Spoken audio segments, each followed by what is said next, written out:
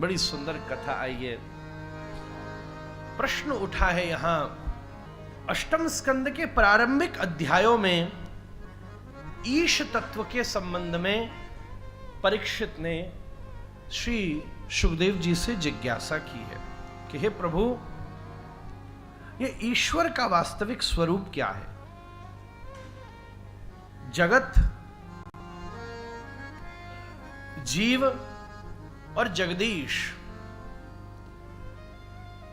इन तीनों को ही विधिवत रूप से समझ करके व्यक्ति ज्ञान, भक्ति और वैराग्य का सहज अभ्यास कर सकता है। श्रीमद् भागवत में व्याख्या आई, जिसमें ये गुण विद्यमान है उस सब को हम ईश्वर कहते हैं। कौन सा गुण? येन चेतयते विश्वम विश्वम चेतयते नयम यो जागर्ति शयनेस्मिन् नायं तं वेद वेदसः। यो जागर्ति शयनेस्मिन्, श्रीमद् भागवत जी का यह श्लोक कहता है उस ईश्वर के अनंत गुणों में एक गुण है यो जागर्ति शयनेस्मिन्। जब सब सो रहे हों तो वो जग रहा हो। ये कार्य जो जो करता है उसमें हम ईश्वर का दर्शन करते हैं। बालक सोता है, मैया जगती है, इसलिए मातृदेवो भव। शिष्य सोता है, गुरु जगता है। सोए हुए कोई जागने की जरूरत पड़ती है। ये जागना वो वाला जागना नहीं है, त्यक्तो तिष्ठ परंतपः वाला है।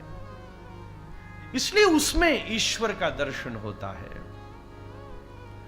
जो यो जागर्ति शयनेस्मिन्, परिवार सोता है क्योंकि पिता जगता है महाराज। इसलिए पितृदेवो भव, आचार्य देवो भव। परिवार सोई इसलिए पाता है क्योंकि परिवार का कोई पिता जागना जानता है महाराज, पुरुषार्थ करता है। इन सब तत्वों में हमारे यहां ईश्वरीय गुण का अनुभव किया गया है। यो जागर्ति शयनेस्मिन्। इसी गुण की वजह से हमारे यहां कई पशुओं में इसका अनुभव किया। पता है तुलसी में हम क्यों भगवान का दर्शन करते हैं? क्योंकि यो जागृति। कुछ वृक्ष ऐसे हैं जो 24 घंटे ऑक्सीजन देते हैं। देखिए, विज्ञान के हिसाब से मैं कह रहा हूं, कई वृक्ष सोते हैं, तुलसी नहीं सोती है महाराज। इसलिए उसमें हमने ईश्वरत्व का अनुभव किया। एक बात आपसे कहूं, गैया कभी नहीं सोती है महाराज। यो जागृति से, जब ग्वाला सो जाता है तब गैया जुगाली करती है। कभी रात में जाओ तो रात भर बैठी बैठी गैया जुगाली करती रहेगी। दिन भर जो उसने किया है, क्योंकि उसमें एक गुण है यो जागर्ति शयनेस्मिन्।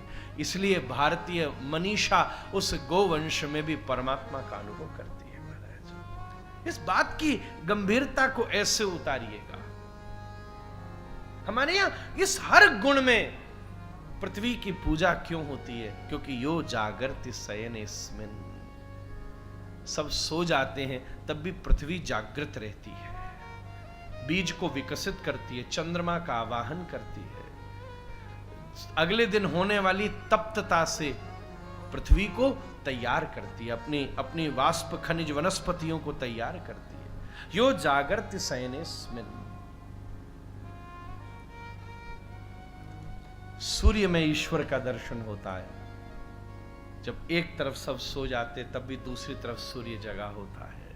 चंद्रमा में भगवान का दर्शन होता है, क्योंकि यो जागर्ति शयनेस्मिन्। ये फॉर्मूला है, ये फॉर्मूला वहां जहां अप्लाई कर लो वहां ईश्वर मिल जाएगा। कितना सरल है। वेद स वेद, उसको वेदों का वेद कहा, उसको वेदों ने परम वेद कहा है, ब्रह्म कहा है। इसी तीन तत्व का उद्भावन करने के लिए श्रीमद् भागवत ने गजेंद्र मोक्ष की कथा का वर्णन किया है। हाथी पूरे परिवार के साथ घूमा करता था त्रिकूट पर्वत पर। एक बड़ा दिव्य सरोवर था, वो वहां जल पीने के लिए उतरा। थोड़ी देर जल पीता ठीक था, फिर नीचे उतर के खेलने लगा, बहुत ही उधम करने लगा, बाहर जो खड़े थे उन पर जल फेंकने लगा। जब इतना व्यस्त हुआ तभी अंदर रहने वाला एक मगर जागृत हो गया और उसने आकर उस हाथी का पैर पकड़ लिया। वो खींचकर अंदर लाया, हाथी बाहर ले गया। बहुत समय तक ये युद्ध चलता रहा। वेदांत में जीव को हाथी कहा गया है। ये त्रिकूट पर्वत कौन है? त्रिगुणात्मक सृष्टि।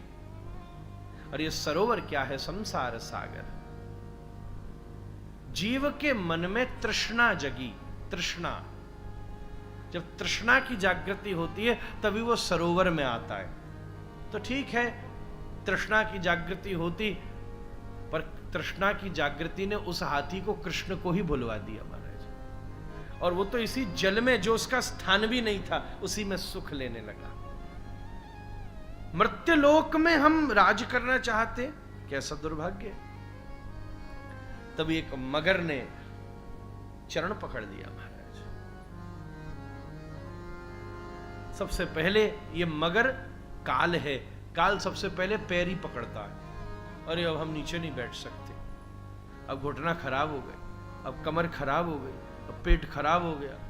एक दिन बैठे बैठे भोजन कर रहे थे, कौर तो बाद में जाता, बत्ती से ही नीचे टपक के गिर गया महाराज। बाल सफेद हो गए, काल चढ़ता है ऊपर।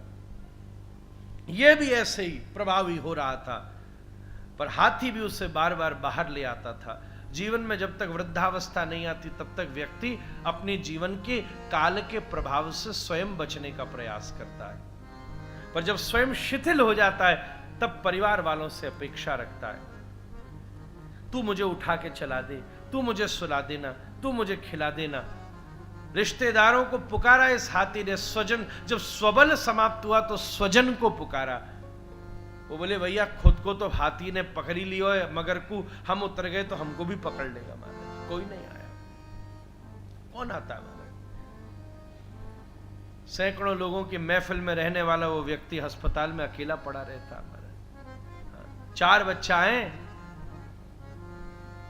बड़ा हुआ आया, 3 तो सोचते भैया हो तो आए, शक्ल ही तो दिखानी, अब हमको क्या करना है जाके महाराज। आश्चर्य है महाराज।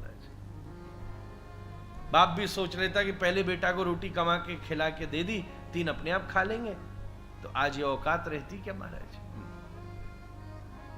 किसी के पास फुर्सत नहीं है। फिर दिन में 2 बजे पूरे हॉस्पिटल के फर्श को गुजाती हुई, अपनी हील से खटर पटर करती हुई बड़ी पुत्रवधू आई, पास में टिफिन धर दिया।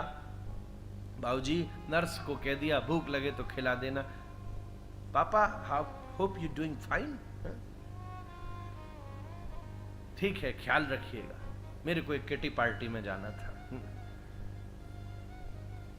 कोई संग बैठने वाला मिल जाए बहुत बड़ी बात है। अकेला रह गया हाथी भी महाराज। अब धीरे धीरे उसका पूरा शरीर डूबने लगा। छोटा सा बस सूंड बची थी। वृद्धावस्था के समय बस केवल बुद्धि की सूंडी तो बचती है जो चलती रहती है, हाथ पैर तो चलते नहीं। तब इसने पुकारा, हे गणेश जी मेरी रक्षा करो। गणपति बोले मैं बचाने आऊं? तो बोला, हे माता रानी मेरी रक्षा करो। तो गणेश जी ने सोचा मैया को बुला लिया तो माता जी बचा लेंगे, हम क्यों चक्कर में फंसे। माता रानी तैयार है, हे भोलेनाथ मेरी रक्षा करो। अब वो बोली भोलेनाथ ही चले जाए। मतलब कहने का मतलब, मति जब अस्थिर होती है तो कहीं ना कहीं समर्पित नहीं हो पाती, फिर तो उसका व्यवहार गणिका जैसा हो जाता है महाराज। असद वार्ता वेश्या, ऐसा करके दास गोस्वामी ने लिखा है मनस शिक्षा में। कभी यहां कभी यहां कभी यहां कभी यहां। अरे भरोसो दृढ़ इन चरणन केरो, कोई न बचाने आया। उसकी ये दुर्दशा लक्ष्मी देख रही थी। तभी श्री लक्ष्मी जी ने अपने हाथ का कमल फेंक दिया। लक्ष्मी आदि गुरु हैं और कमल सत्संग है महाराज। सत्संग ऐसी वस्तु है ना जो संसार की कीचड़ में कमल की तरह ऊपर उठा होता है। क्या यहां आपको अनुभव नहीं होता कि हम थोड़े ऊपर उठे हुए हैं? क्या वृंदावन के अनुभव नहीं होता कि हम थोड़े ऊपर उठे हुए हैं? क्या ग्रंथ का आश्रय लेके अनुभव नहीं होता कमल की तरह हम ऊपर उठे हुए? क्या मंत्र का आश्रय लेके अनुभव नहीं होता कि हम ऊपर उठे हुए? जब प्रसाद खाते हो ना तो स्वाद नहीं आता, आनंद आता है महाराज। भोजन में स्वाद आता है, प्रसाद में आनंद आता है। आनंद की डाल पर मन का मृणाल खिल जाता है महाराज। ये सत्संग का कमल जब फेंका तो एकदम हाथी स्तब्ध रह गया और उस कमल को ही पकड़ करके उसने पुकार दिया, महाराज यत्कश्यनेशो बलिनोन्तकोर्गात् प्रचंड वेगाधवतावतो भृशं भीतं प्रपन्नं परिपाति यद्भयान् मृत्यु प्रधावत्वर्णं त्वमीमहि। वो व्यक्ति कितना अभागा प्रतीत होता है सिंह साहब, जो महा विपरीतता में भी फंसकर वो अभागा कृष्ण नाम लेने का स्वभाव नहीं पा पाता। संपत्ति वाले के पास तो 36 बहाने हैं, पर महाघोर विपत्ति में फंस के भी उसका मुख भजन न कर सके। बड़ा अभागा, दुनिया का सबसे बड़ा अभागा व्यक्ति शायद वही होगा। इस हाथी ने पुकार लिया प्रभु को। महाराज गुरु महाराज कहते वैकुंठ में नारायण लेटे थे, लक्ष्मी चरण दबा रही थी। भगवान चौंक गए। कितने कोलाहल में उन्होंने आवाज सुन ली भक्त की। शेष वेद पाठ करते हैं, गरुण के पंखों से सतत वेदोच्चारण होता है। पास में खड़े हुए लोग स्तुति पाठ करते, जय विजय पार्षद स्तवक गाते रहते हैं, और लक्ष्मी के चरण जब दबाते हैं तो उनके कंगन खन खन खन खन बजते हैं। इतनी सुख, इतनी सुविधा और इतनी प्रशंसा में किसी के कानों में गरीब की आवाज चली जाए, वो नर नहीं नारायण है महाराज।